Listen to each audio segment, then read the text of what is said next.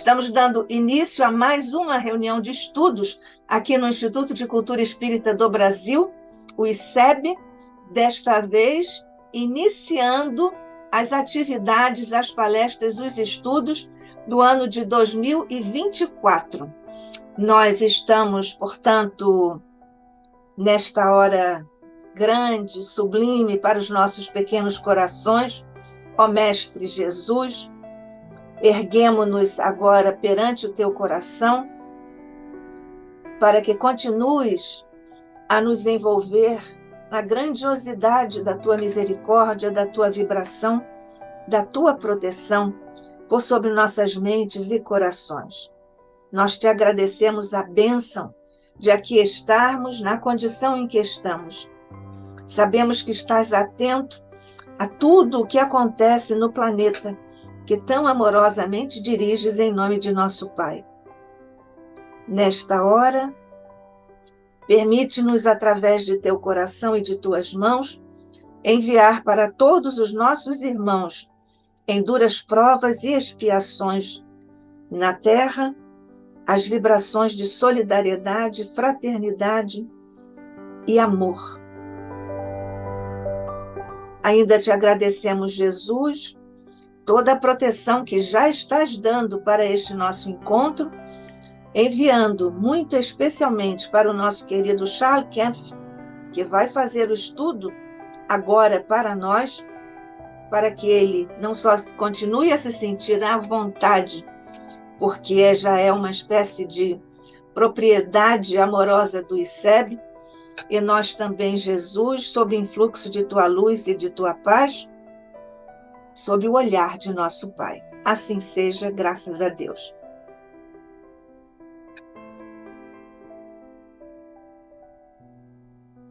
E nós estamos, então, recebendo hoje Charles Kempf, que é francês, não só pelo nome, mas ele é francês mesmo. É casado, é engenheiro formado na École Nationale Supérieure des Mines de Paris. Tem o primeiro contato com o Espiritismo em 1986. É trabalhador no movimento espírita francês desde 1991 e no movimento espírita internacional desde 1994. Dirige o Centre d'études spirites Léon Denis, em Mulhouse, na França, desde sua fundação, em 1997. Foi membro do Comitê de Organização do 4º Congresso Espírita Mundial, em Paris, em 2004. Foi membro da Comissão Executiva do Conselho Espírita Internacional, o CEI, de 2004 a 2016. É secretário-geral do Conselho Espírita Internacional, de 2012 a 2016, e responsável pela coordenadoria da Europa do Conselho Espírita Internacional, de 2007 a 2018. Membro do Movimento Espírita Francófono desde 2014, membro do Comitê de Redação da Revue Espírita, membro do Grupo de Trabalho da Enciclopédia Espírita, www.spiritisme.net. Ex-presidente da Federação Espírita Francesa de 2018 a 2022, pesquisador sobre a história do Espiritismo e sobre Allan Kardec, membro do Conselho Administrativo do Movimento Espírita Francófono do Comitê de Redação da Revue Espírita. Charles Kempf, o ICEB, mais uma vez, muito alegremente recebe você, seu coração e suas pesquisas que você tão generosamente traz para nós. Somos todos ouvidos. Graças a Deus.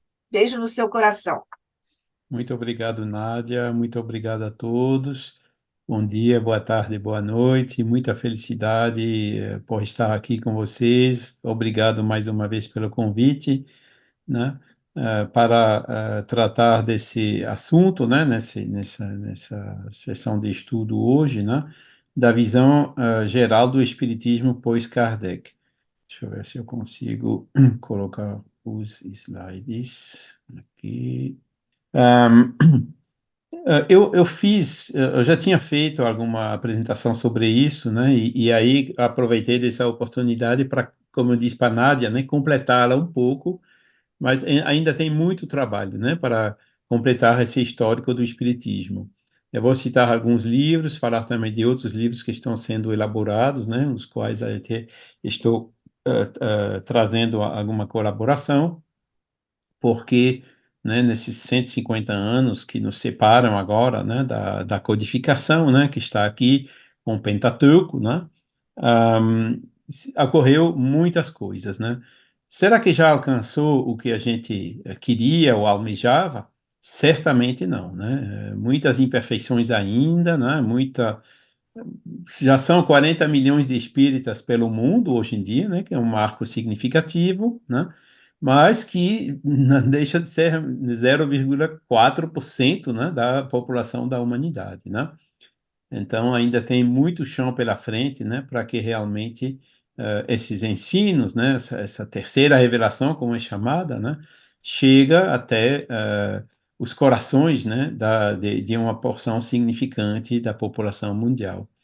Mesmo assim, 40 milhões já é uma marca expressiva, né, porque, por exemplo, de israelitas só tem 25 milhões, né, quer dizer, já tem mais espíritas no mundo do que israelitas, né?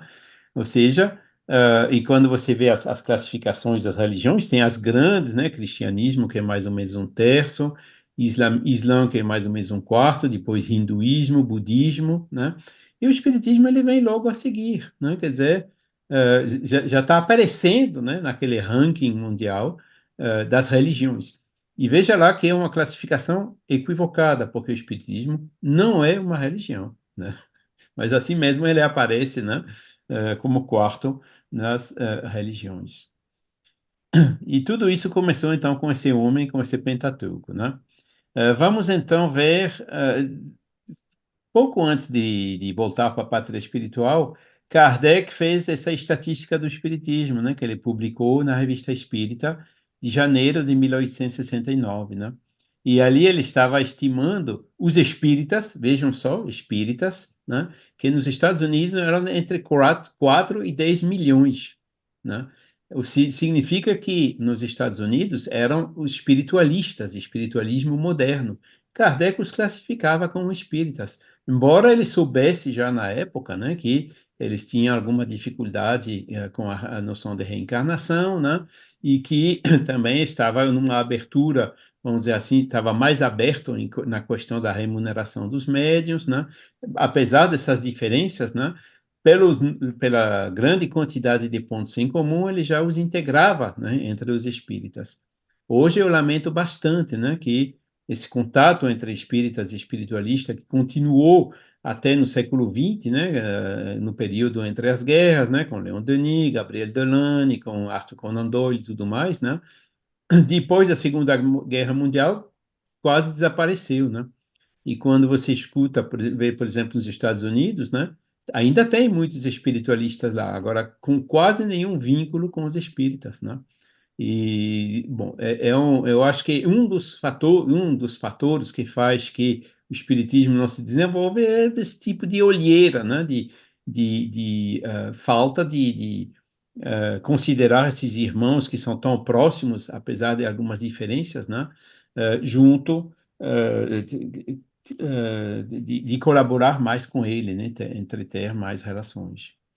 Podem ver aqui na Europa, na época, tinha 1 milhão, né, essencialmente na França, mas também Itália, Espanha, Rússia, Alemanha, Bélgica, Inglaterra, Suécia, Dinamarca, Grécia e Suíça,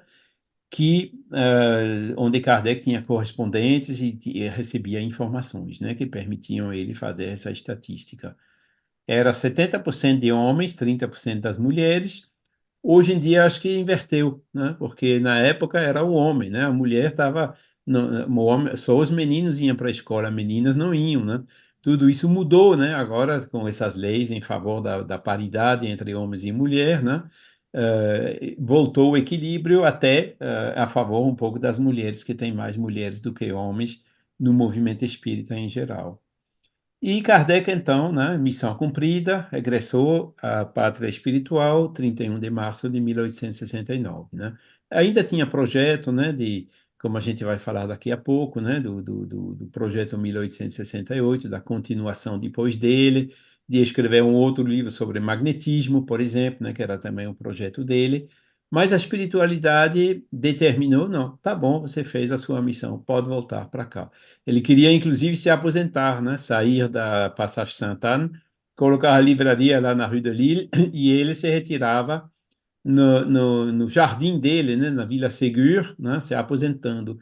Mas não, a aposentadoria dele foi no mundo espiritual, né? E tudo isso não é por acaso, né, que a espiritualidade sabe perfeitamente bem o que ela faz e, né, a que período da humanidade tem que vir, que revelador, que missionário, né, que missão, né? E hoje a gente vê, 150 anos depois, né, que o que Kardec estava adiantado, né, sobre o tempo. Acho que ele tinha uns 2, 3, ou talvez 4 séculos adiantado sobre o tempo, né, que nem Jesus, que veio há 2000 anos, né, também foi alguns milênios adiantado sobre o tempo, né.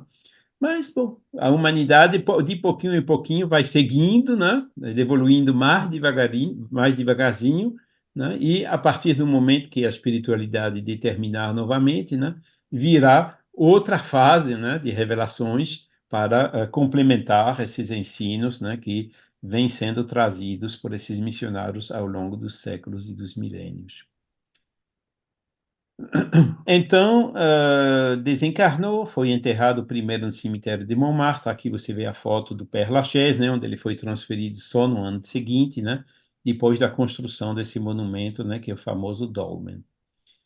E Camille Flammarion foi solicitado por Amélie, os continuadores de Kardec, para fazer o discurso, né, no túmulo de Kardec, né? Podem ver aqui, né, o fascículo que foi impresso naquela época, né?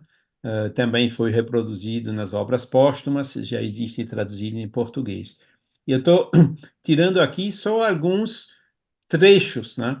Kardec, Flammarion, né, embora ele conheceu Kardec jovem, né, em 1861 entrou na Sociedade Parisiense, né, e permaneceu lá quer dizer, com a idade de 19 anos, né, permaneceu lá uns 2 anos, com várias comunicações, das quais a gente encontrou alguns originais, por sinal, agora, né, recentemente. Mas depois ele não pôde, né, pela multiplicidade das atividades que ele tinha, frequentar assiduamente as reuniões. Aí ele foi chamado, né, pelos seguidores e aceitou fazer o discurso, presidir, né, a cerimônia em homenagem a Kardec no enterro dele, né?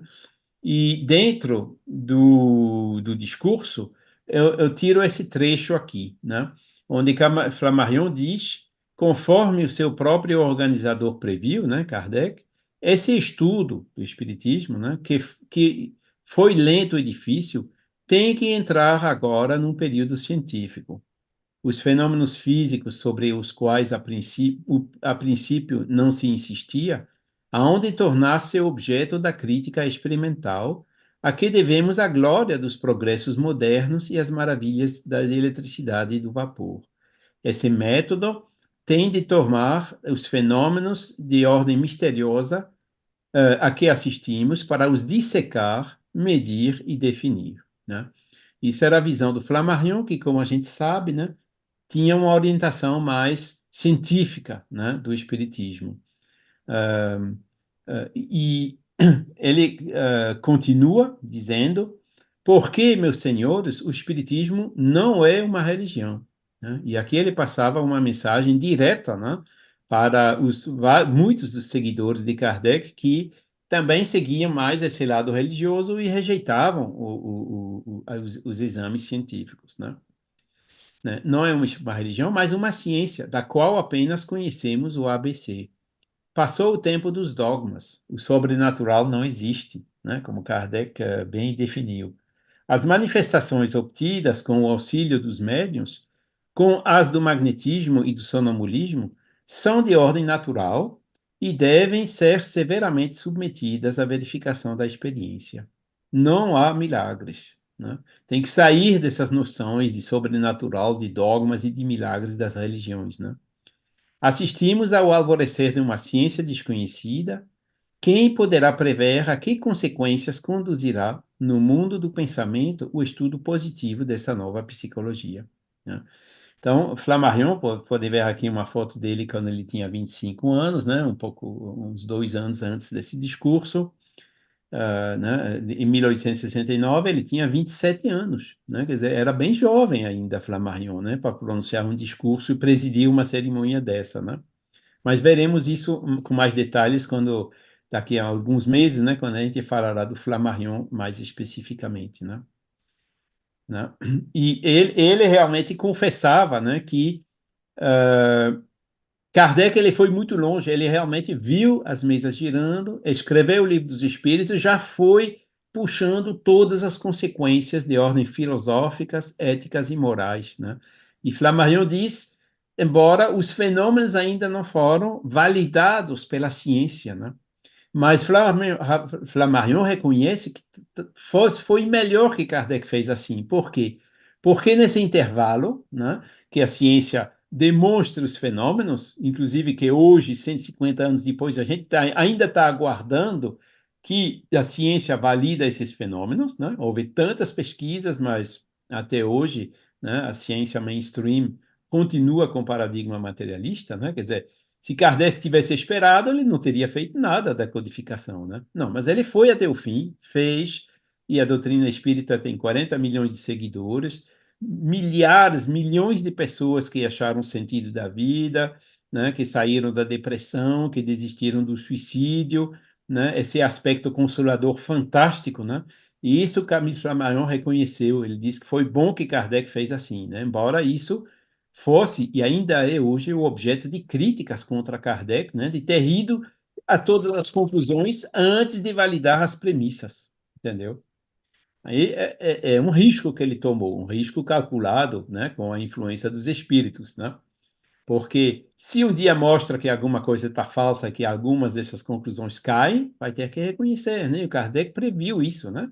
Naquele princípio de progressividade do ensino dos espíritos, da doutrina espírita, né?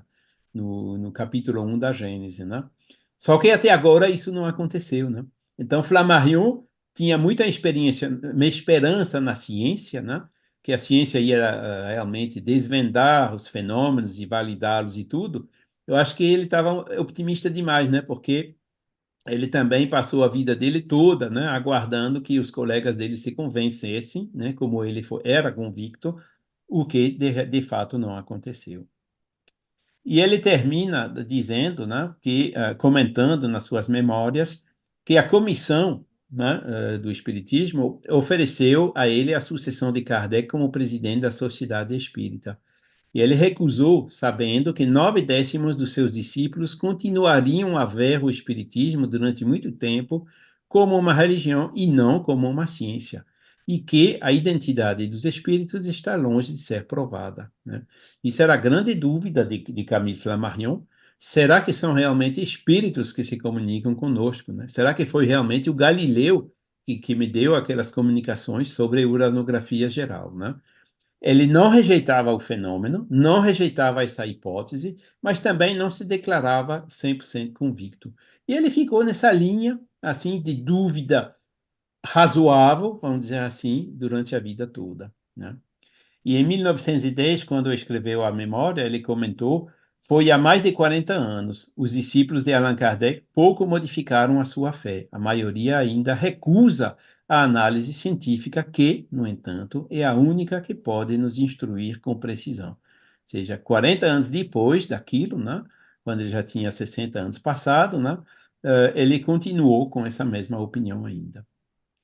E assim mesmo, né, naquele mesmo período, né, 1870, essas pesquisas científicas realmente começaram, né, com vultos. Eu cito aqui só um exemplo, né, do William Crookes, né, com Katie King, a médium Florence Cook, fizeram livros, estudos, fotos, né, mostrando, né, a realidade de todos esses fenômenos de materialização, né, que depois foram seguidos na Sociedade de Pesquisas Psíquicas de Londres, né, por muitos outros continuadores, né? Ou seja, o espiritismo realmente entrou nesse período de estudo científico, né? E isso na França também, né? Houve um monte de sociedades de estudos psíquicos, podem ver aqui alguns dos boletins, né? Inclusive a revista Metapsíquica, né, que veio desse Instituto de Metapsíquica Internacional, que foi fundado em 1919 por Jean Meyer, né, onde participava o Gelé, Richet, etc., né? Isso ilustra que aquilo que Flammarion quis e que Kardec previu, segundo ele, aconteceu, né? Mas será que deu o resultado almejado? Não, não deu, né? Tem livros cheios de fenômenos, mas ainda tem muitas pessoas céticas, né? Eu vou falar daqui a pouco também de um outro livro que foi feito aqui na França, que explica bem essas dificuldades e por que continuam ainda até hoje. Houve também, depois de Kardec, algumas polêmicas, né? Que, inclusive, reapareceram recentemente no Brasil, né?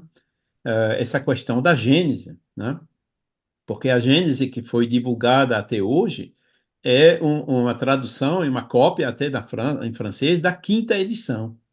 Só que essa quinta edição, né, supostamente feita por Kardec, revisada por Kardec, só apareceu em 1872, né? Uh, Encontrou-se um exemplar, né, graças às pesquisas do nosso querido Carlos Setz, né, que é de 1869, né? Então, a pergunta é, será que foi mesmo Kardec que fez essa revisão?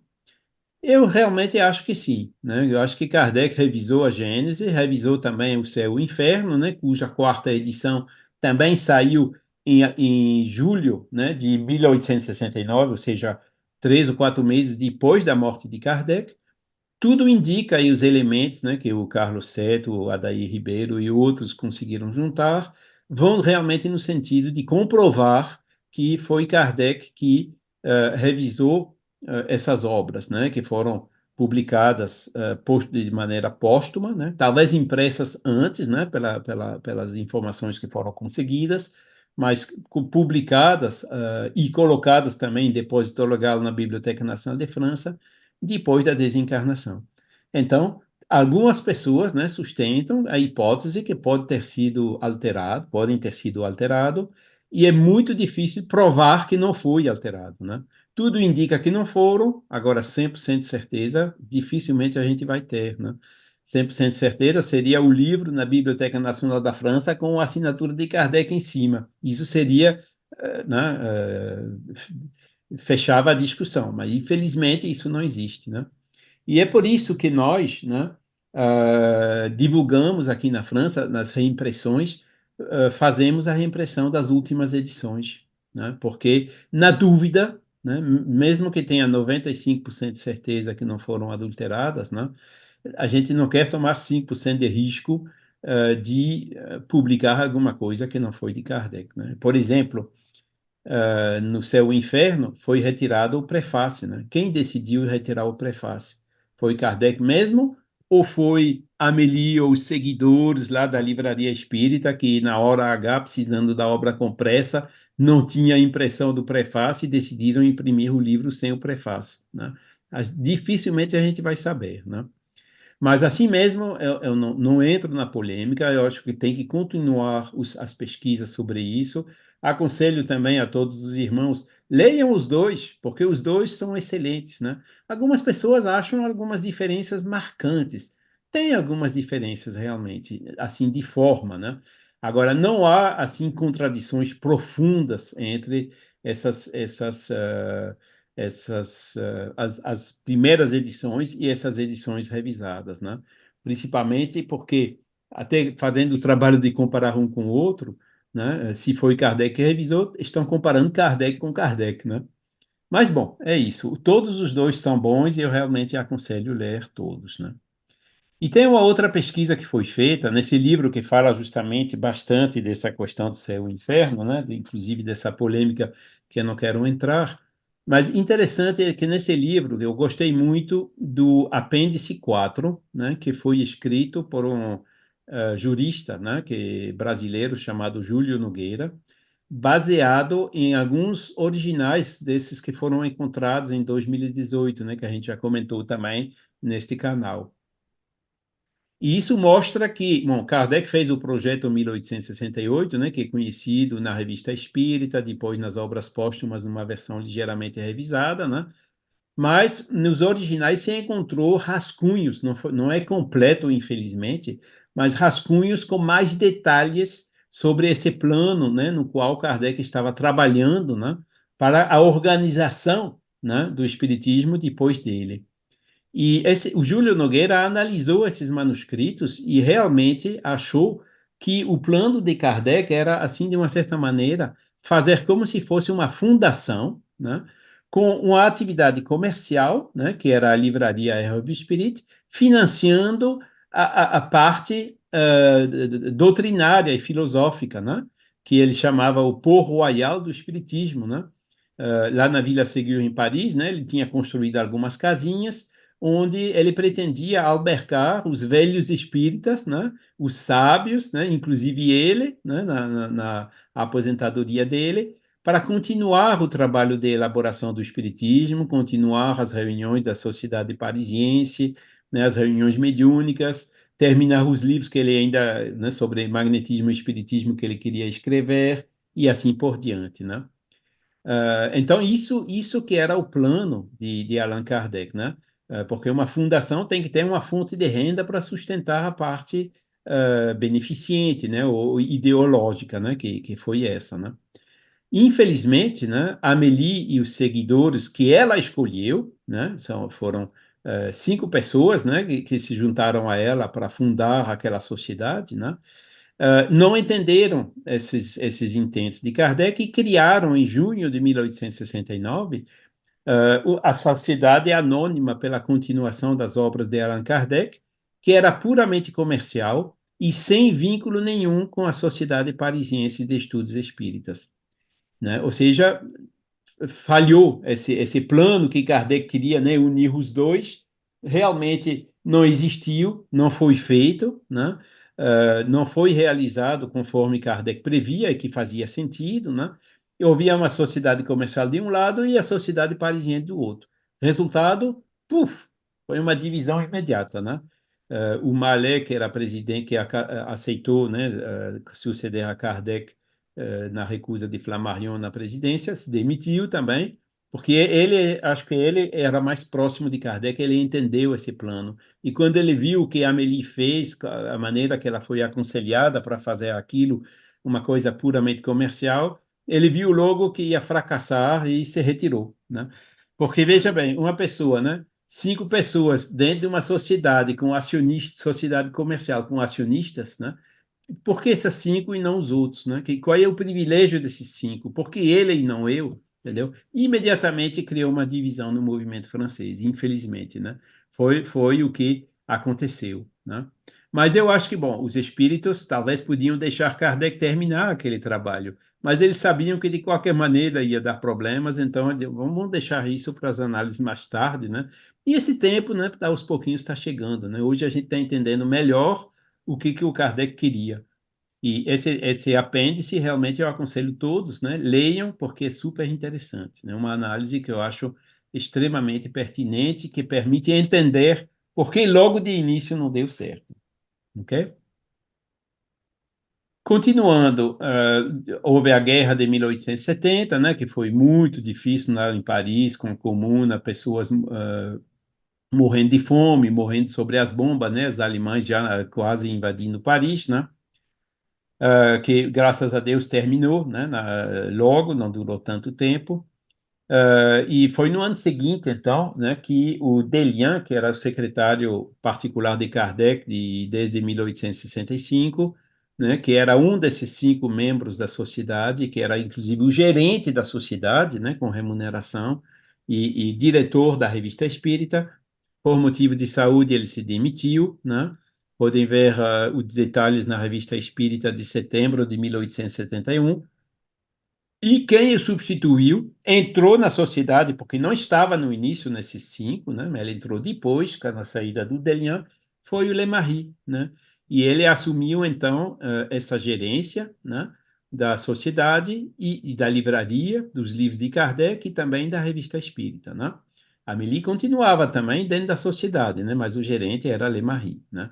Então, esses detalhes a gente pode ver nessa revista. Estou colocando aqui algumas imagens do texto original deles, né? E os estatutos da sociedade falavam que o gerente devia fazer só isso, né? Não podia ser um gerente assim só quando tinha tempo, né? Porque era um trabalho de tempo integral, né? E por isso, né, a atividade estava sendo remunerada. Então, Le Marie, né, cuja profissão era alfaiate, né, que não dava muito certo, né? Achou lá uma espécie de uma reconversão, né, para se tornar o gerente, né, dessa sociedade e da livraria e da revista espírita, né? E essa questão de remuneração é sempre muito delicada, né? Porque, queira ou não, né? Le Marie impunha lá, né, o estilo dele e tudo, ele ganhava dinheiro com isso, havia forçosamente um conflito de interesse, né? Não era aquela fundação que Kardec queria, né, com os sábios desinteressados, independentes, e o outro gerente cuidando das atividades comerciais, mas não doutrinárias, né? E o Le Marie fez as duas, né? E isso foi que abriu a porta também para muitos desvios depois, né? Porque como ele era gerente, né, tinha que aumentar o negócio, aumentar o volume, né? E isso deu origem a muitos problemas, como veremos agora. E tem livros assim muito bem feitos sobre esses aspectos, né? Eu cito aí os dois escritos já há mais de 5 anos, né, por Adriano Calzone, Em Nome de Kardec, onde ele vai analisando, né, esses desvios, entrada de teosofia, usar o dinheiro dos espíritos para traduzir o livro da Blavatsky e tudo mais, né? Na maçonaria também, né? Todas essas influências que entraram dentro daquela sociedade, né? Outro livro que ele escreveu sobre Madame Kardec, né? Mostrando como que a Amélie, né? Que já tinha quase 80 anos, né? Foi enganada e mal aconselhada e tudo, como a gente já viu também, né? Há também esse livro Revolução Espírita, do Paulo Henrique de Figueiredo, que fala também de alguns aspectos, e o livro também de Simone Privato Goidanes, né, chamado O Legado de Allan Kardec, que também aborda outros aspectos desse período, né, depois de Kardec, né, que são, não vou entrar mais em detalhe, que a gente não tem tempo, mas onde tem informações extremamente valiosas. Há também o trabalho do nosso querido irmão Carlos Sete Bastos, né? Ele tem um site no Facebook, esse CSI, Imagens e Registros Históricos do Espiritismo, que são centenas, talvez até milhares, né, de posts sobre achados. Vai até o período pós-Kardec, né? Mas fala também bastante do pós-Kardec. Inclusive, nesse livro, Espírito sob Investigação, né, que ele publicou pela Fundação, né, o Centro de Pesquisa e Documentação e Pesquisa Espírita Eduardo Carvalho Monteiro, lá em São Paulo, né, livro que fala também desse período depois de Kardec, né? Então, tudo isso já existe em português, né? Vocês têm uma fonte mais rica até do que a nossa aqui na França sobre esse período histórico, né, do Espiritismo. Continuando, na Inglaterra, o Espiritismo também começou graças a essa senhora que vocês veem aqui, né, a Anna Blackwell, né, que conheceu pessoalmente Kardec, morava em Paris bastante tempo. Ela traduziu o Livro dos Espíritos, traduziu o Livro dos Médiuns. No Livro dos Espíritos, ela escreveu uma biografia de Kardec, uma das primeiras biografias, né? Depois dessa, que foi do discurso, né, no túmulo de Kardec, né, na morte dele, né, a primeira biografia escrita foi de Anna Blackwell em inglês, certo? E dentro desses desvios que eu mencionei, isso foi um dos primeiros, né? Esse famoso episódio de Buguet, né? Com aquelas fotos, né? O Buguet fazia fotos, como podem ver, esta aqui à esquerda, no centro aqui, né? Com Le Marie à esquerda, né? Uma das raras fotos que a gente tem dele naquela idade. O outro senhor que era amigo dele aqui à direita e por trás, né? Aparecendo um espírito, né?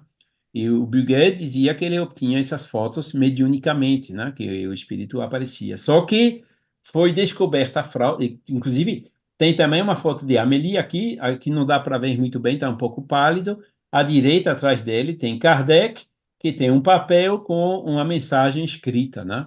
e Amélie fazendo pose aí, né, também no estúdio do Buguet. E essas fotos, então, foram publicadas na Revista Espírita, cuja venda aumentou muito, né? Porque foi um fenômeno chamativo, né? Atraindo clientes, né? Só que foi descoberto, né? O próprio Buguet admitiu que foram falsos, que foi uma fraude, né? E tudo isso fez que o Lemarie foi processado, né? O processo foi muito feio, foi uma época muito difícil na França depois da terceira, o início da Terceira República, né? Tinha muita policiamento ainda, né? E caças, né? A essas coisas não convencionais, né? Como o espiritismo, né? E ele foi processado, e cumpriu uma pena de 1 ano de prisão por causa disso, né? Porque vendeu a revista espírita sobre alguma coisa falsa, né? Enganando então os compradores, né? E esse fato, esse processo dos espíritas, teve realmente uma repercussão muito negativa no movimento espírita na França. Os espíritas, eles acreditam em qualquer coisa.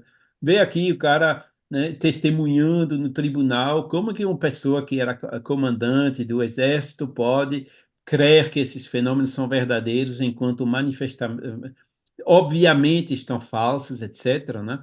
Isso prejudicou muito, muito, muito, muito mesmo o movimento espírita na França naquela época, né? Já o Camille Flammarion foi lá, viu o Buguet, tirou uma foto, examinou, mas logo depois disse: eu tenho sérias dúvidas sobre a autenticidade dessas fotos, né? Flammarion não caiu naquele conto, né?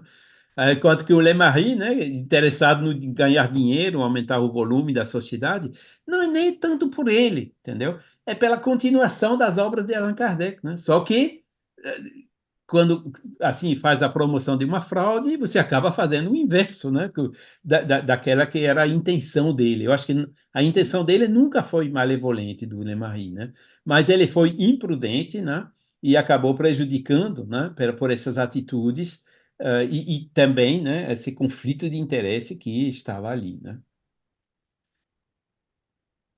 Continuando, 1882, devido a todos esses desvios, né, que eu falei rapidamente, de entrada da teosofia, de maçonaria, de Roustan, né, o Guérin, que era o executor testamentário do Jean-Baptiste Roustan, né, que tinha falecido no final dos anos 1870, começando a promover Roustan na revista Espírita e tudo mais, né?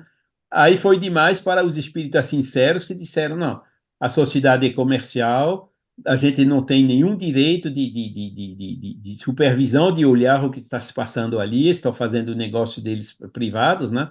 Então agora basta, né? E apareceu esse movimento para fundar a União Espírita Francesa em 1882. Começou com o apoio de Amélie Boudet, né? Infelizmente, ela desencarnou logo em seguida, né, em março, né, de uma queda lá na escada da casinha dela na Vila Ségur, né? E aqui tem a publicação, né, você vê das atas, né, dessas reuniões de 24 de dezembro de 1882 e 5 de janeiro de 1883, onde foi fundado a União Espírita. Lemarie tinha participado no início, mas quando soube, né, que eles queriam fundar um jornal que ia fazer concorrência à Revista Espírita, ele pulou fora, né, porque ele viu que isso contrariava os negócios dele. Eu sou um pouco duro no que estou falando aí, mas tem um pouco disso, não tem como negar isso, né?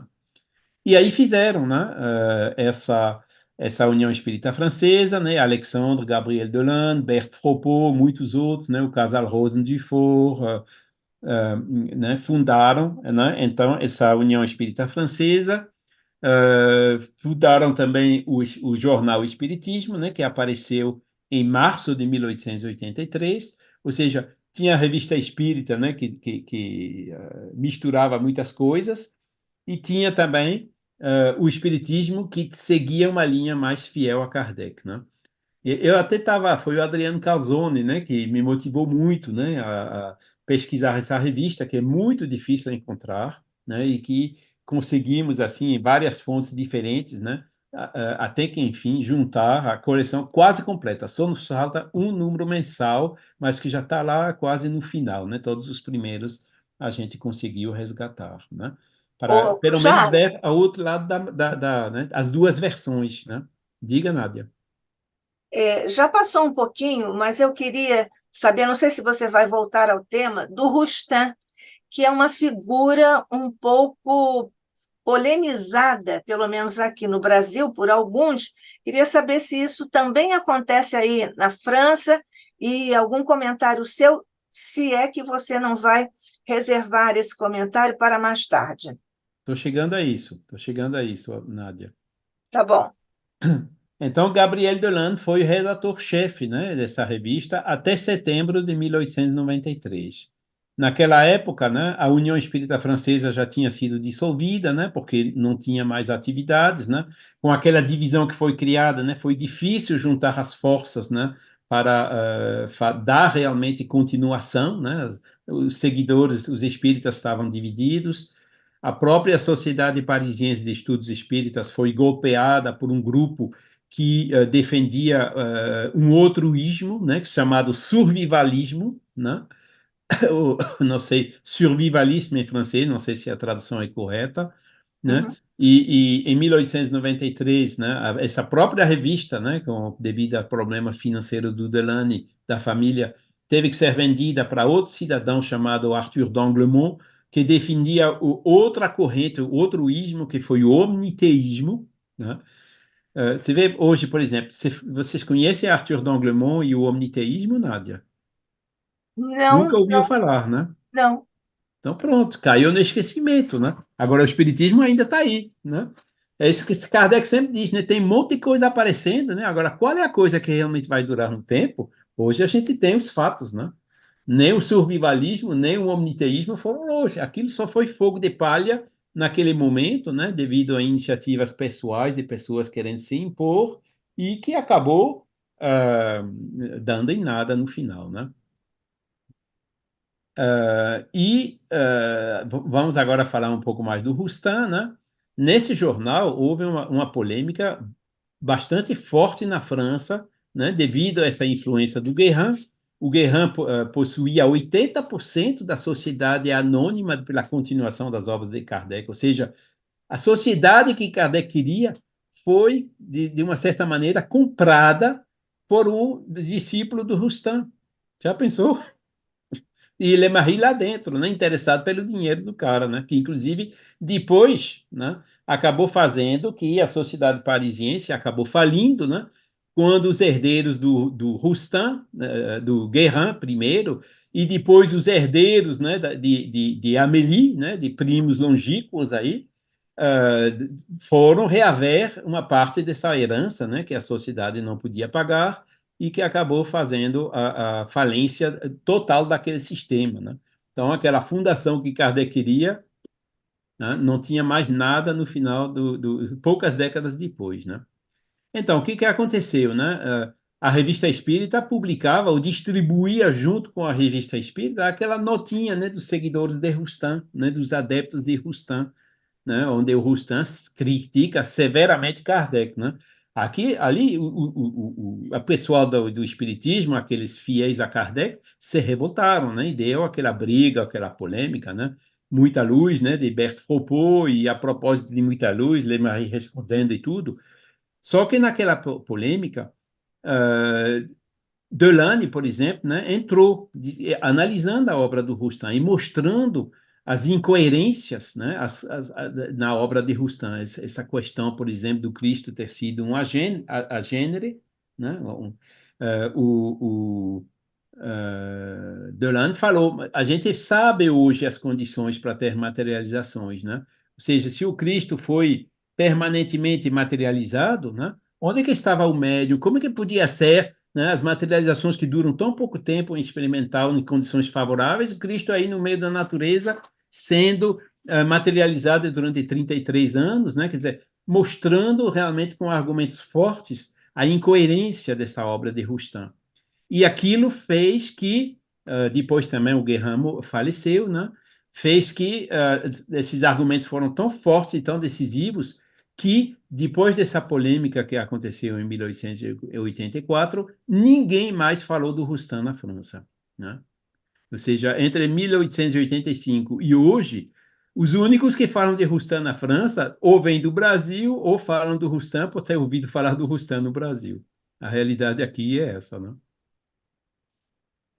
Ô, Não sei se eu Charles, respondi a sua pergunta, Nádia. respondeu, mas eu queria ouvir sua posição a respeito de uma outra possibilidade.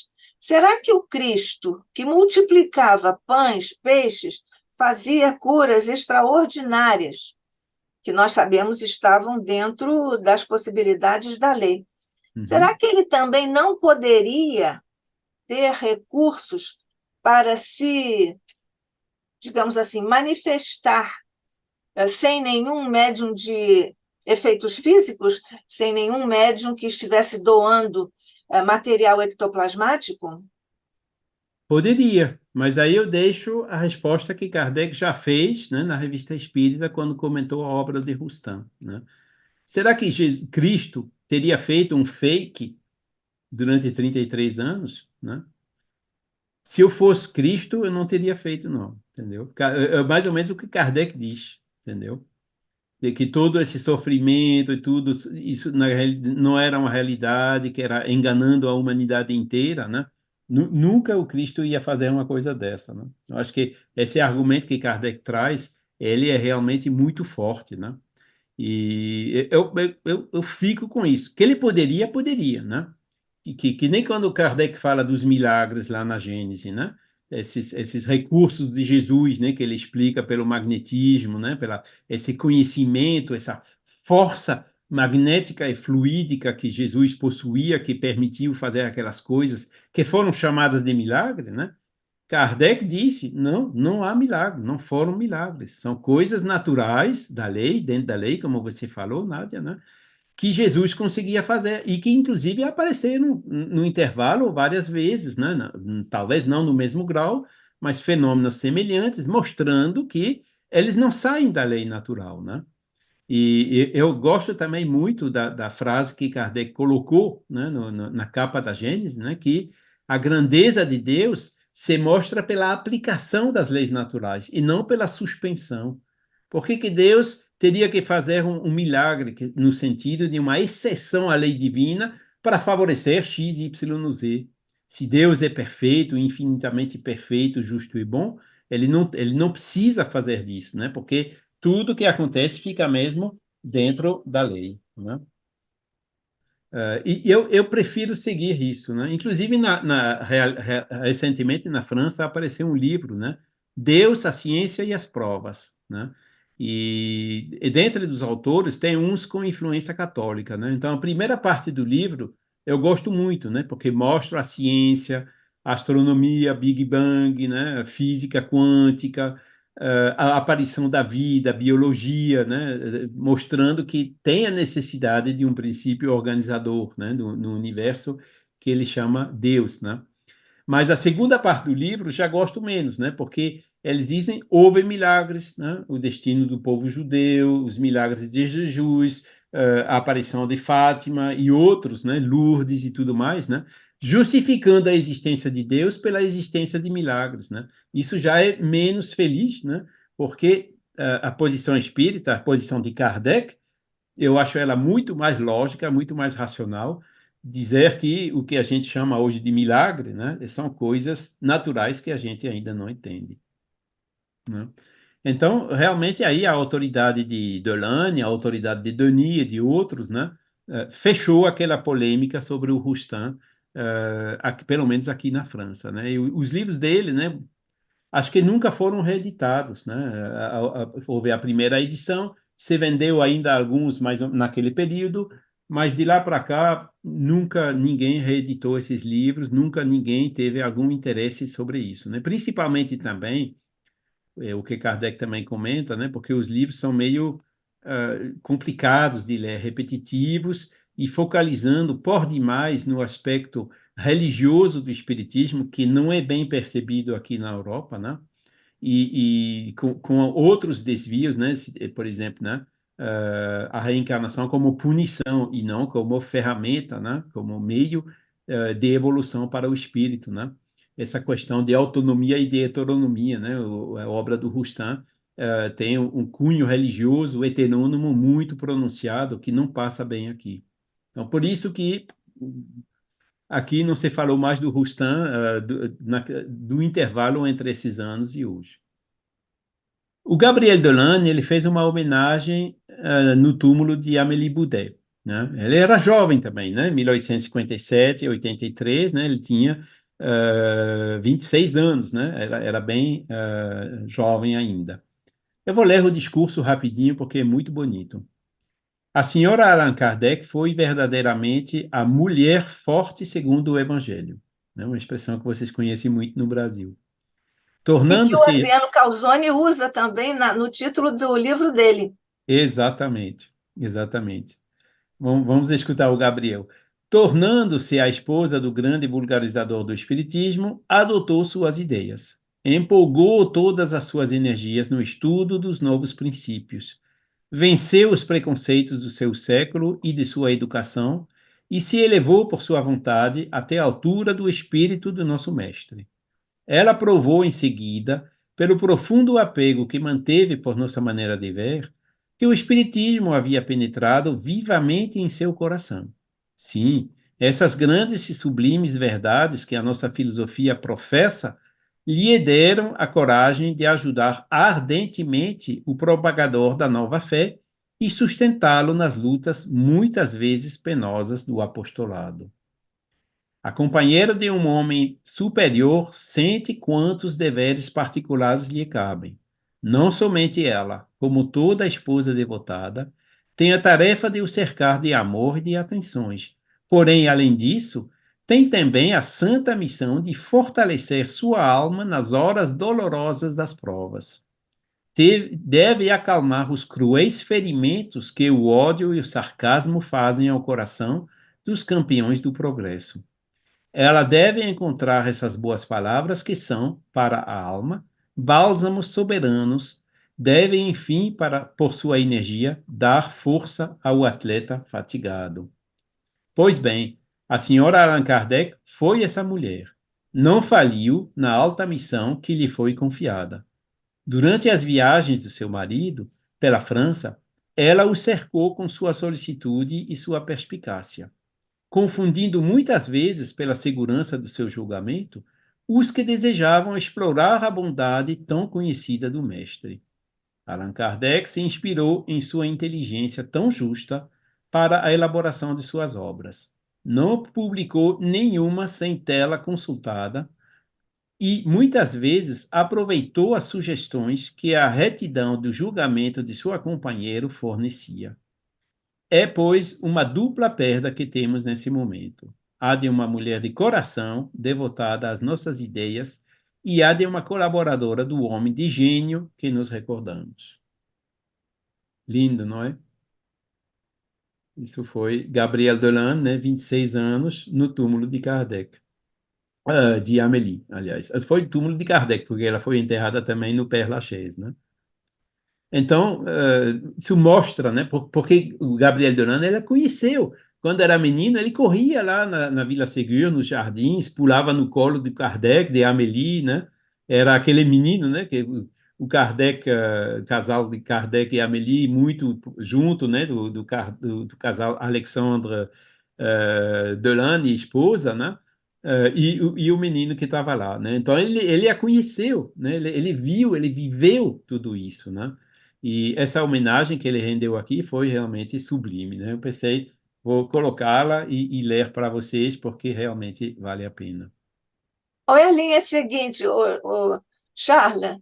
Ainda existe uma linhazinha além do recordamos. Discurso pronunciado em 23 de janeiro de 1883 no cemitério do Père Lachaise, em Ah, Paris, tá. né? Ela está aqui também, né? O espiritismo continuou se difundindo, né, também nos outros países. Aqui tem um slide, né, tem o Teles de Menezes, né, nos anos 1870, foram as primeiras traduções no Brasil, o Eco de Além Túmulo, né, Bezerra de Menezes, que veio logo depois, né, tem o Cola Vida, Amália de Amigo Soler, os espanhóis que organizaram o primeiro Congresso Internacional Espiritista, pode ver aqui a capa, né, em setembro de 1888, em Barcelona, né? O primeiro Congresso Espírita Internacional foi feito pelos espanhóis, né? E era espírita, né?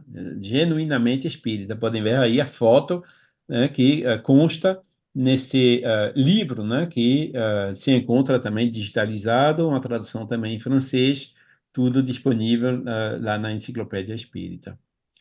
Já o Lemarie fez a viagem, né? Foi para lá.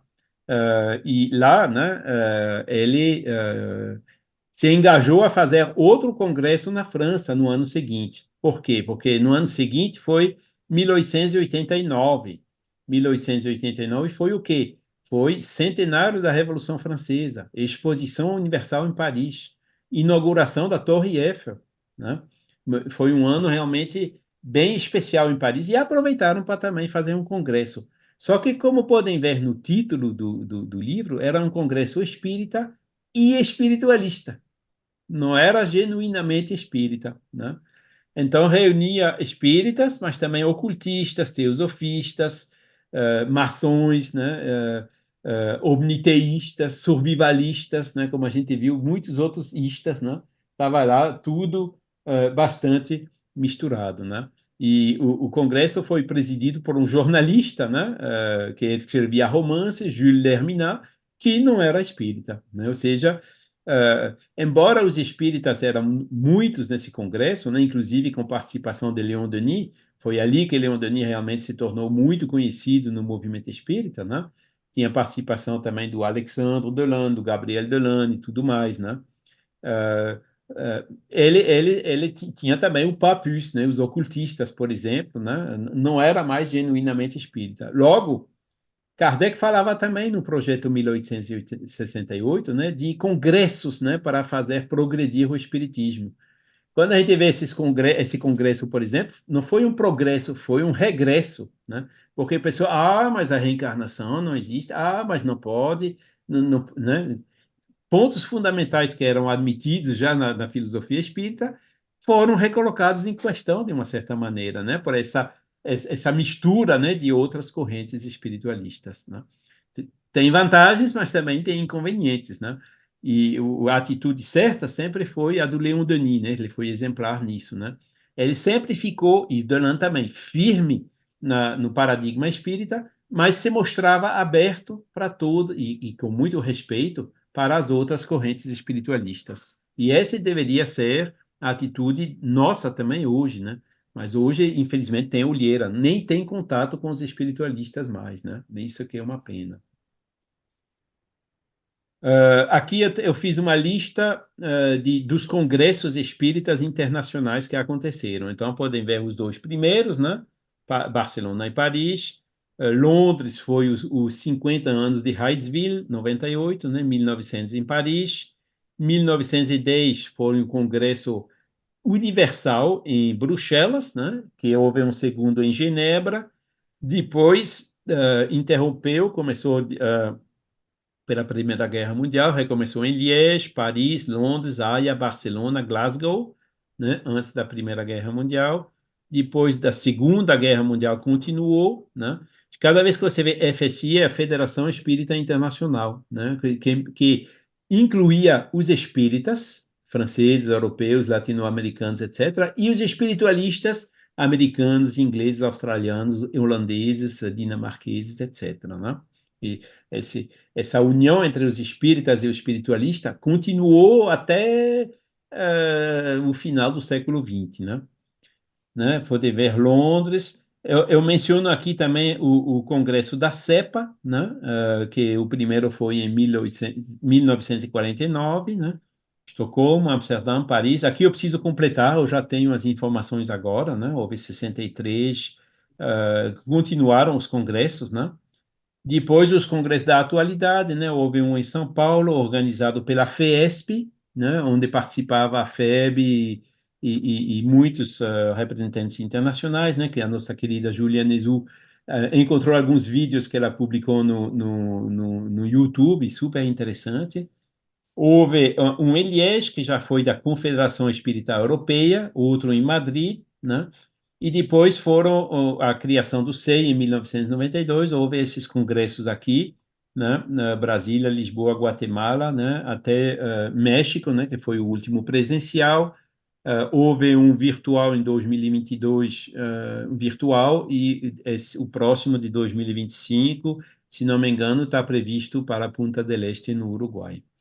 Então, podem ver aqui só rapidamente, né, uma lista dos congressos. Só que a gente está justamente fazendo uma pesquisa sobre isso com o Carlos Sete, né, que está para publicar um livro, um segundo, né, não é espírita sobre investigação, mas espiritismo sobre investigação, né, que, se Deus quiser, vai sair logo, né, onde ele entra bastante mais detalhes de todos esses congressos que apareceu, inclusive muitos outros que não estão listados aqui, né, que dá uma ideia de como que a coisa realmente se desenvolveu depois de Kardec. Por exemplo, esses congressos aí de Paris, Londres, né, que eu olhei recentemente, nos anos 1960, né, foi quando nasci, ainda havia discussões, né, os ingleses que não concordavam com a reencarnação, né, e os latino-americanos, os franceses, os espanhóis, os portugueses e os suíços, né, que concordavam com a reencarnação. E os primeiros livros do Ian Stevenson saíram naquela época, né? E o presidente naquela época, que foi o Karl Müller, que foi um suíço, né? Ironizou com os ingleses, ele dizia, ó, você vai ver, daqui a pouco a ciência vai admitir a reencarnação antes dos espiritualistas, né? Para mostrar como foram os debates entre eles. Mas eles eram muito amigos, e isso que era o essencial, né? Livro dos Espíritos, né? Apesar de tudo isso, sempre se vendeu relativamente bem. Pode ver aqui a progressão, né? Hoje tem umas 12 edições diferentes do Livro dos Espíritos em francês, impressas, né? E virtual encontra em todo lugar, né? Porque é de domínio público, então já foi largamente divulgado, né? Não só ele, mas também todos os outros livros de Kardec. Aqui rapidinho, né? Esse a gente vai falar especificamente, acho que no mês que vem, né? Do Leon Denis, que foi, como eu disse, fiel à direita. Isso é a foto dele. Ele presidiu esse congresso em Paris em 1925, onde participou Arthur Conan Doyle, né? Outro que falaremos também no mês seguinte, né? Que é o Delany, né? Que foram grandes contribuidores para a continuação do espiritismo, né? Aqui é a capa do Congresso Espírita de 1900, certo? Você pode ver que é a seção espírita, né, que tem os 2/3 ou 3/4 dos livros, mas tinha também uma seção magnética, seção hermética e seção teosófica, né? Ainda era espírita e espiritualista, entendeu? Não era puramente espírita. Depois houve aquele congresso de Bruxelas, de Genebra, né, que eu falei rapidinho, né, que a gente também tem as atas para quem quiser ver, né, que Carlos Sete vai comentar melhor no próximo livro. Depois da Primeira Guerra Mundial, apareceu um mecena na França, que é Jean Meyer. A gente vê ele aqui um pouco escuro, esse senhor de pé, né, atrás do Gabriel Delany. E ele fundou novamente a União Espírita Francesa, né, a federativa, né. Delany foi o primeiro presidente, né? E Jean Meyer também fundou o Instituto Metapsíquico Internacional, né, que é dentro daquele aspecto científico do espiritismo, que ainda estava bastante forte, né? E no comitê, né, podem ver aqui, né, Charles Richet, todos esses, Delane, Flammarion, né, ele realmente conseguiu juntar todas as elites das pesquisas psíquicas dentro desse instituto a partir de 1919, dando um prédio, dando também os recursos para realizarem as pesquisas que foram realizadas, como podem ver aqui, né, Eva Carrère, Franek Kluski, Gustave Gelet, ectoplasmia, fotos, moldagem, né? Que podem ver aqui, por exemplo, a moldagem, né? Que são conservados até hoje no Instituto Metapsíquico Internacional, né? Dessas mãos materializadas, né? Que foram feitos e descritas nesses numerosos relatórios do Gustave Gelet. Então, isso mostra que de 1870 até a Segunda Guerra Mundial, esse aspecto científico do espiritismo foi realmente bastante intenso, inclusive com recursos, né? Agora, será que deu o resultado esperado? Muito não, né? A gente tem um livro magnífico que saiu em francês recentemente, que é esse daqui. É um senhor Michel Granger, que eu não conheço ainda pessoalmente, não só conheço ele de telefone e de e-mail, ele dedicou a vida dele em pesquisa sobre o ectoplasma, né? E ele escreveu esse livro, né, que é Saga do Ectoplasma. Podem ver aqui o tomo 1, que tem quase 1000 páginas. Publicamos também o tomo 2, que são outras 1000 páginas. E ele está terminando o tomo 3, que vai ser mais 1000 páginas, né? 3000 páginas só sobre ectoplasmia, e onde você vê tudo, tudo, tudo que foi feito, experimentado, comentado, publicado, fotografado, etc., sobre ectoplasmia, né? E é absolutamente fundamental, né? Nesse livro, realmente, quando a gente lê tudo isso, a gente vê que chamava isso de pesquisa científica. Fizeram tudo isso para agradar aos cientistas, mas a maioria dos cientistas continuou descrentes, né? Inclusive hoje, por exemplo, quando você vai nas elites da filosofia na França, né? Da filosofia da ciência, dizendo, mas Charles Richer foi prêmio Nobel, né? Investigou esses fenômenos, né? O comentário que eles fazem é: quando um prêmio Nobel faz alguma coisa fora da área de especialização dele, ele conta pipoca. Isso é a opinião dos filósofos ainda hoje, né? Quer dizer, esse resultado, né, que eles fizeram abrindo mão dos aspectos religiosos e tudo, né, para dedicar ao aspecto filosófico, ainda não deu resultado. E nesse livro a gente viu muito bem que muitas vezes o que chamavam de pesquisa científica era uma caça à fraude. Eles caçavam fraude, era como se fosse um jogo, né? Não era pesquisa científica séria. E quando faziam, impunham condições tão estritas, né, que os médiuns acabaram ou recusando ou cobrando, né, muito caro para ser, e logo, né, a coisa realmente não deu muito certo. E o fato é que depois da Segunda Guerra Mundial, né, salvo o Chico Xavier em Uberaba né, algumas experiências que foram feitas de ectoplasmia, nunca mais houve esse mesmo nível, né? E, inclusive, o Instituto Metapsíquico Internacional ainda existe, mas não encontra sujeitos médiums que aceitam, né, se submeter às investigações. Isso aparece muito claramente nesse livro, ou seja, esse período científico do Espiritismo ainda não começou realmente, né? E ainda bem que Kardec não esperou, né, para tirar todas as consequências, né? Senão a gente não teria o Espiritismo do jeito que ele está hoje, né? Outros vultos que apareceram foi o médium pintor, né? Lá no Brasil vocês tiveram Eurípides Barçanufo, muitos médiums conhecidos, Chico, né? Na França tinha esse, né? Augustin Le Sage, que trabalhava nas minas e fazia esses quadros fantásticos que vocês veem aqui na tela, né? Sem ter nenhuma noção de pintura, né? Ou seja, pintura mediúnica, né? Bem afirmada e revelada, né? E inclusive uma dessa, né? Que ele pintou, né? Uma cena aqui, né? Que você vê a ceifa, né? No Egito, e que quando descobriram um túmulo depois que ele pintou o quadro, você vê a imagem quase igual a essa que Le Sage pintou. E porque Le Sage ele dizia ser a reencarnação de desses que decoravam os túmulos lá no Egito, né? Que mostrando assim ou a reminiscência, né? A reencarnação, a origem espiritual, vamos dizer assim, dos quadros que ele pintava, né? E a Segunda Guerra Mundial, né, a primeira, mas também a segunda, foi realmente um choque, né? O humanismo quase desapareceu, né? Apareceram essas filosofias negativas do Sartre, né? O homem, será que o homem é bom? Não, o homem é mau, sou dirigido pelo poder, pelo sexo, pelos prazeres, isso, aquilo, né?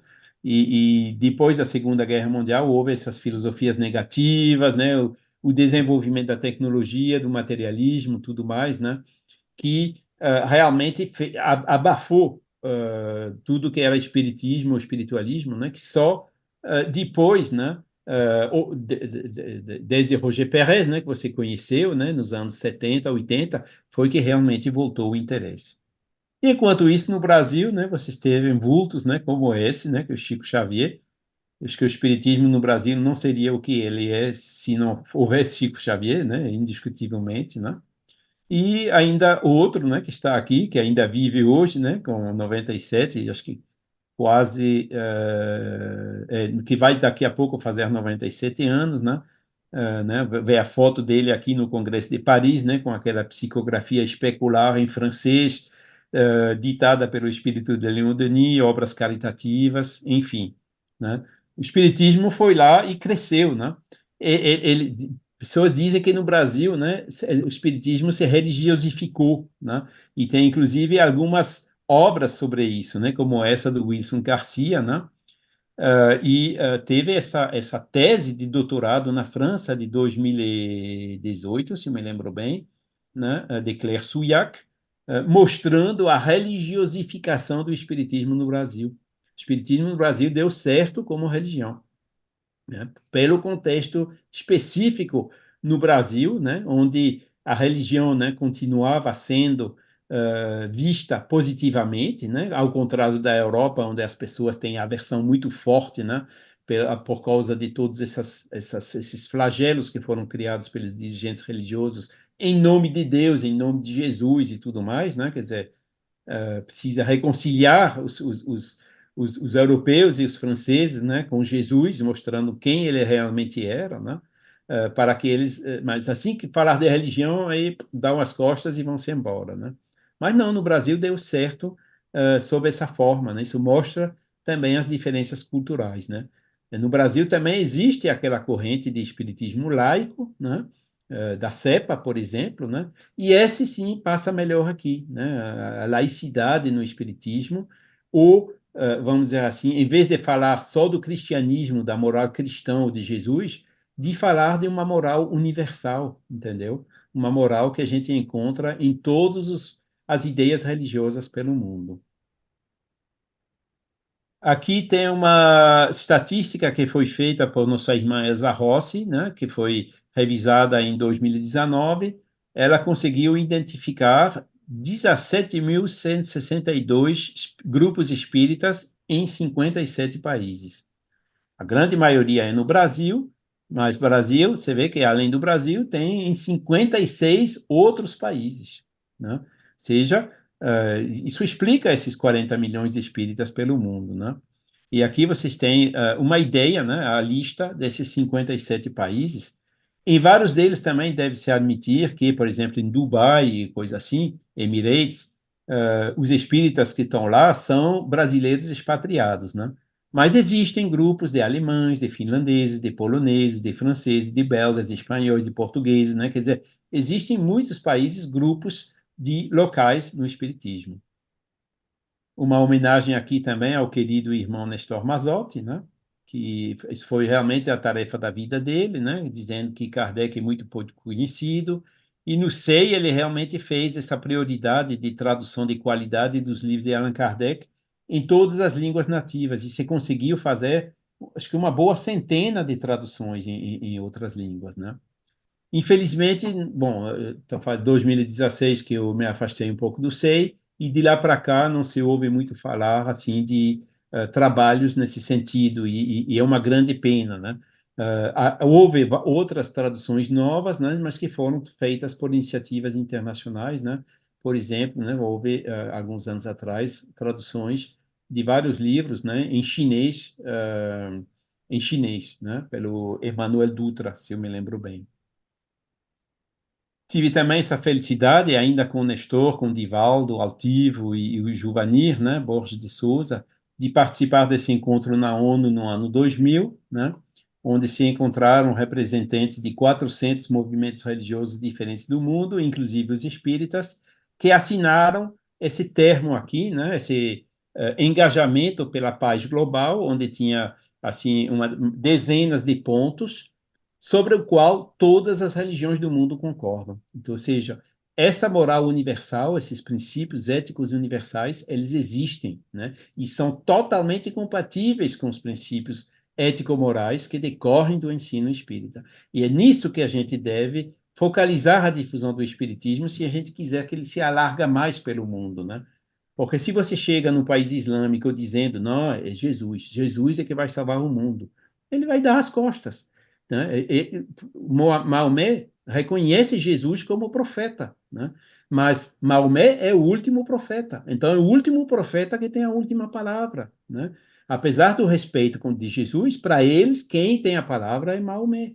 né? Agora, deixando de focalizar em Jesus, dizendo, por exemplo, faça o outro que eu queria que os outros façam. Veja lá na Surata número tal. Reencarnação. Veja lá a Surata da vaca, no Alcorão. Aí você vai dizendo, você vê, a reencarnação a gente concorda, né? Vamos lá nesses princípios individuais, né? Não indo com a coloração por demasiado cristã, né? É verdade que Jesus questão 625, né? O próprio Espiritismo é marcado também com essa tradição católica, né? Que era a única religião autorizada na França durante séculos, até a Revolução Francesa, né? Poucas décadas antes da codificação. É claro que ficou essa marca aí, mas tem que ir realmente num aspecto muito mais aberto, muito neutro e pluricultural, né? Insistindo, religiosificando não vai funcionar no internacional de jeito nenhum. E aqui na Europa, posso até dizer que é contraprodutivo. Muitas pessoas se afastam do espiritismo quando se transmite a eles a falsa ideia que o espiritismo é outra religião. A pessoa responde, ó, eu saí de uma religião, não é para entrar numa outra, não. Então não me interessa e vai-se embora. Entendeu? É pena. Mas é assim, né? A gente vai entendendo com o tempo. Enciclopédia Espírita, você citou, né? Espiritismo.net. Podem ir lá ver, vocês vão ver, tem centenas, milhares até de livros, revistas, fotos, e a gente vai colocando da França, da Bélgica, tudo que é em língua francesa, a gente coloca lá e tudo é totalmente gratuito. A gente já está no terceiro milênio, né? Tem as experiências de quase morte que estão voltando, também com pouca repercussão no espiritismo, enquanto que o que acontece aí também é totalmente compatível com os ensinos dos espíritas, né? A passados do túnel, aquela vida retrospectivas, um encontro com seres de luz e tudo mais, né? Quer dizer, e é um fenômeno, né, que chama muita atenção da população, que é muito popular. O espiritismo devia também divulgar mais sobre essas experiências de quase morte, né, porque né, para aproveitar justamente dessa empolgação sobre esse assunto. Na abordagem científica, eu gosto também de falar desse cientista, né, que é Régis Duteuil. É o único exemplo que eu conheço de um físico que diz, ok, eu vou tomar como hipótese de reflexão, né, o fato que existe matéria superluminosa, ou seja, outras formas de matéria que não estão sendo limitadas pela velocidade da luz, como é o caso da matéria comum, tangível, né, que a física estuda, né? E ele chegou a um monte de conclusões sobre o tempo, essas questões de dimensões do túnel, né, fazendo paralelo com as EQMs e tudo mais. E ele fez uma tese completa sobre isso, né? Inclusive com as equações físicas, para quem tiver interessado, né? É uma abordagem, eu acho, bem interessante, né? No dia que a ciência realmente se abrir para esse paradigma, acho que os progressos vão ser extremamente rápidos. Outra homenagem que eu quero dar aqui é nossa querida irmã Marlene Nobre, né, que realizou uma divulgação extraordinária, né, do paradigma espiritualista da medicina, né, divulgando o fato que o ser humano, né, é um ser biossocio-psico-espiritual. E isso também está agora indo, né? Tem milhares e milhares de publicações científicas sobre espiritismo, religiosidade, saúde e espiritualidade, né? Influência da religiosidade na saúde, no bem-estar, etc. Ou seja, é uma onda que pegou, né? Inclusive com reconhecimento nos Estados Unidos, na Suíça, né? De algumas práticas sérias, né? Paralelas, né? Fora da psiquiatria convencional, ou seja, tem um progresso muito grande, né? Mostrando agora resultados, né? Que tudo isso vai no sentido dessa mudança de paradigma. Aqui eu vou citar rapidamente, né, um cientista francês que se chama, da atualidade, está cheio de conferência dele, para quem entender francês, vale a pena ouvir algumas, né? Ele escreveu, entre outros, esse livro Física da Consciência. Ele fez um modelo da consciência, onde ele sai das quatro dimensões que a gente conhece, né, o espaço e o tempo, e ele entra, define seis dimensões complementares, né, para modelizar a consciência, né? E ele diz assim a ideia que a consciência seria o produto do cérebro, né, que é o paradigma materialista, deriva de um surpreendente reducionismo que consiste em considerar a ciência como já realizada em sua tentativa de uma descrição puramente matemática de um espaço-tempo quadridimensional, no qual todas as informações resultariam matematicamente do passado, portanto, do Big Bang. Nenhuma informação além de suas condições iniciais teria que ser adicionado para modelar o universo. É o chamado determinismo, né? Esse paradigma materialista ou determinista. Então, ele se eleva contra isso, né? Ele é um fervente adepto do livre-arbítrio, né? Inclusive, quando ele fala do mundo espiritual, ele fala do vácuo, né? Porque o que é o vácuo pela física? É tudo que não é material, né? O perispírito que você não vê está no vácuo, né? O que tem entre até no espaço é vácuo, né? A gente sabe que, por exemplo, no solar tá na estratosfera, está não sei aonde, está no vácuo, né? Porque não se consegue perceber, né, com os nossos sentidos e nossos instrumentos materiais. E ele vai dizendo, né, que a intenção é uma excitação que vem do vácuo, ou seja, que vem do espírito. Se só mudar a palavra, você vê que ele está muito próximo já, né? Informações de fora do espaço-tempo, ou seja, que pode ser interpretado por nós como sendo do mundo espiritual, né? Exercendo pressão intencional, entram nele mecanicamente, é assim que a consciência reduzir suficientemente o determinismo do cérebro para trazer o germe da intenção incondicional, né? É uma posição clara em favor do livre-arbítrio, em oposição a esse determinismo que está na corrente dominante da ciência mainstream, como se diz, né? Outra iniciativa nesse sentido, né, esse manifesto para uma ciência pós-materialista, do Mario Beauregard, né, que também é uma abertura do espiritismo. Essa eu acho que eu já comentei a última vez, eu vou passando. E tem uma nova noção que apareceu agora, que eu acho extremamente interessante. É a noção de inteligência espiritual. Você já ouviu falar, Nádia, de inteligência Sim. espiritual? Pronto. Tem três formas de inteligência reconhecida, né? Tem a inteligência racional, o famoso QI, né? Que às vezes no Brasil alguns dizem que é o quem indica, né? Depois tem a inteligência emocional, né? Capacidade de reconhecer e lidar com as próprias emoções, né? Além de responder adequadamente às emoções das outras pessoas, quer dizer, poder conviver, encontrar soluções, compromissos, né? Negociar com o cliente, coisa assim, né? Que é representado pelo quociente emocional. E o último que apareceu, que é a inteligência espiritual, né? Que é a capacidade de dar propósito às ações e dar significado à vida e é representada pelo consciente espiritual, que se chama agora de QE. Agora aqui teria que fazer a diferença, né, em português, né, entre o emocional e o espiritual, né, porque todos os dois são com E. E E é eu quem, encontrei, desculpe, quem propôs foi aquela especialista também em física, né? A Dana. isto é. E uma definição que ela dá, né, é essa. A inteligência espiritual é a capacidade de todo ser humano de questionar o sentido da vida e de se relacionar com o mundo em que vive. Ela permite as adaptações necessárias para lidar com os aspectos imateriais do dia a dia, como valores, propósitos e consciência social. Vejam só como isso se aproxima do espiritismo, não é? Sentido à vida. A filosofia espírita é exatamente sobre isso, né? Os aspectos imateriais. É um pouco tímido ainda na definição, mas o aspecto espiritual é um aspecto imaterial. E o interessante é. Mas tá claramente sinalizado, né, Charles? Exato.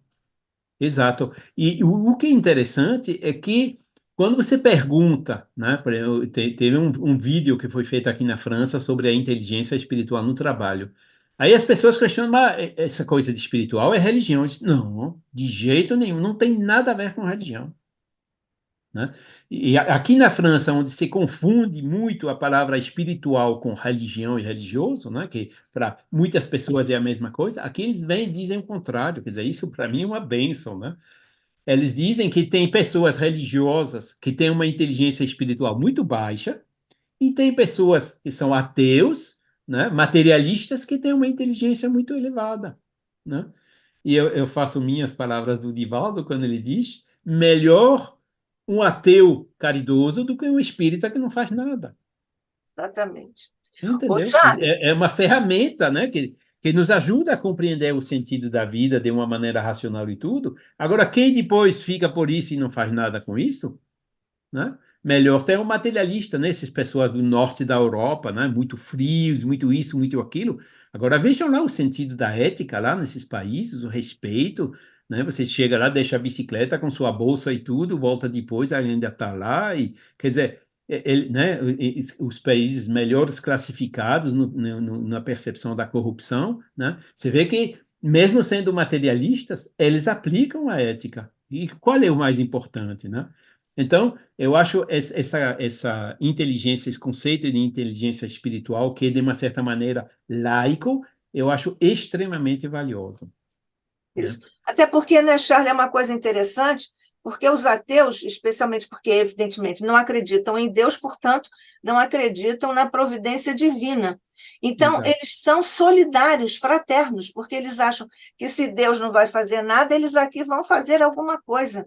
exato. É uma armadilha do amor, digamos assim, É, dentro do pensamento do ateísmo. Eu queria passar para você, Charles, a participação de alguns companheiros nossos aqui pelo YouTube. Primeira uhum. participação foi do Fabiano Nunes, que é nosso expositor aqui no ICEB. Bom dia, professora Nádia do Couto Vale. Bom dia, Carlão. Que as bênçãos de Deus bafejem-nos a todos, especialmente professor Charles Kempf. A Gênese, ele está falando aqui sobre a Gênese, Charles. Diz o Fabiano, não teria passado de vão simulacro para enganar com relação à sua natureza e fazer crer num sacrifício ilusório de sua vida, numa comédia indigna de um homem simplesmente honesto, indigna. A Gênese, os milagres segundo o Espiritismo, capítulo 15, os milagres do Evangelho, desaparecimento do corpo de Jesus, item 66. A Cristina Pimenta está nos cumprimentando. Bom dia, muita luz para todos nós, para você também, né, Cristina? O Fabiano volta a falar, nem as necessidades do corpo, é uma sequência do que ele estava colocando aqui, simplesmente uma comédia indigna de um homem simplesmente honesto, indigna, nem as necessidades do corpo. Supor que assim havia sido é tirar-lhe o mérito da vida de privações e de sofrimentos que escolhera como exemplo de resignação. E ele continua: não teria passado de vão simulacro para enganar com relação à sua natureza e Isso, fazer crer num sacrifício ilusório de sua vida, numa comédia indigna de um homem simplesmente honesto, indigna, isso, portanto, e com mais forte razão de um ser tão superior. Ele exato, teria abusado da boa-fé dos seus contemporâneos e da posteridade. Aquilo que você exato, comentou. exatamente. Tais as Obrigado consequências pela citação completa. Obrigado. Tais as consequências lógicas desse sistema, consequências inadmissíveis, porque o rebaixariam moralmente em vez de o elevarem.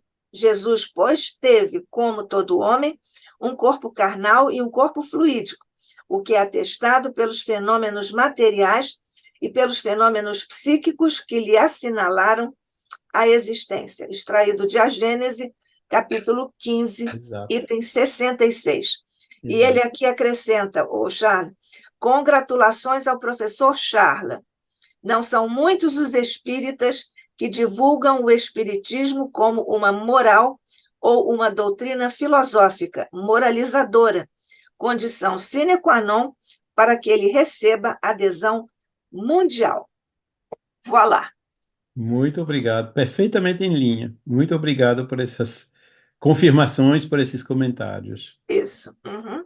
Nós estamos sobre o tempo, Charles, mas Uhum, você volta no próximo mês para uhum. falar de um dos apóstolos do Espiritismo. E se você tiver ainda alguma outra referência, alguma outra obra que você tivesse aí planejado para hoje, você volte, está sempre Não, livre aqui para falar. Eu estava no final mesmo, tá? Eu terminava com essa noção de inteligência espiritual, que eu acho que é para encorajar as pessoas. Sim, Leiam, vejam, se interessem por isso. É uma coisa, porque o Espírito de Verdade, né, quando ele falou a Kardec de sua missão, o que foi que ele disse?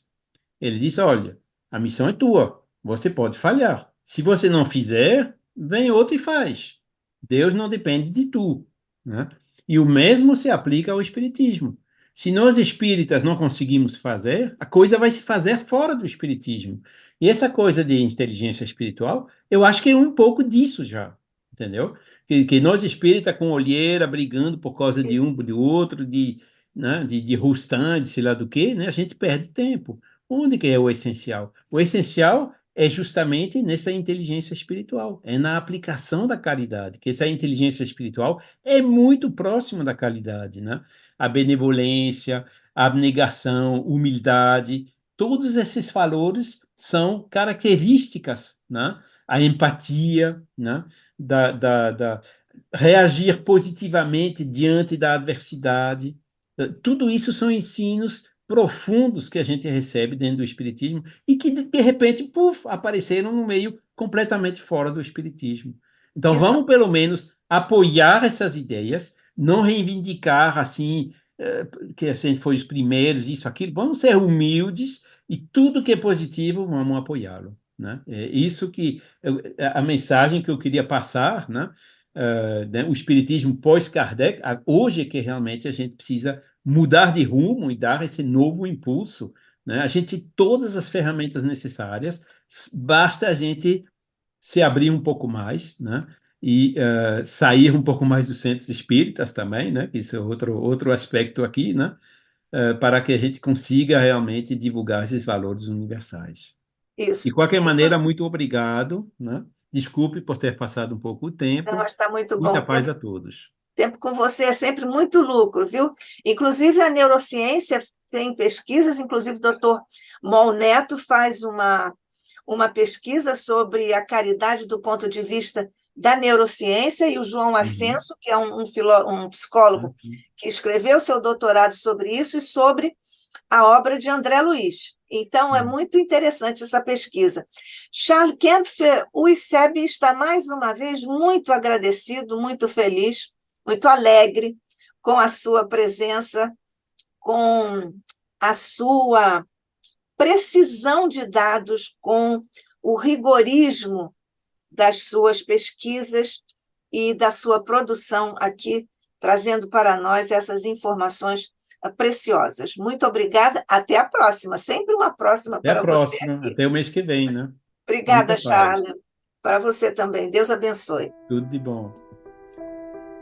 Então, nós vamos agradecer, mestre querido, a tua bênção que recaiu por sobre nós, mais este encontro de estudos aqui no Instituto de Cultura Espírita do Brasil, renovando nossos agradecimentos a Charles Kempf, com a tua bênção, mestre, com a tua bênção, Maria, com a tua bênção, anjo da guarda do nosso querido irmão, companheiro e amigo. Fica conosco hoje e sempre, sob a graça de nosso Pai. Assim seja.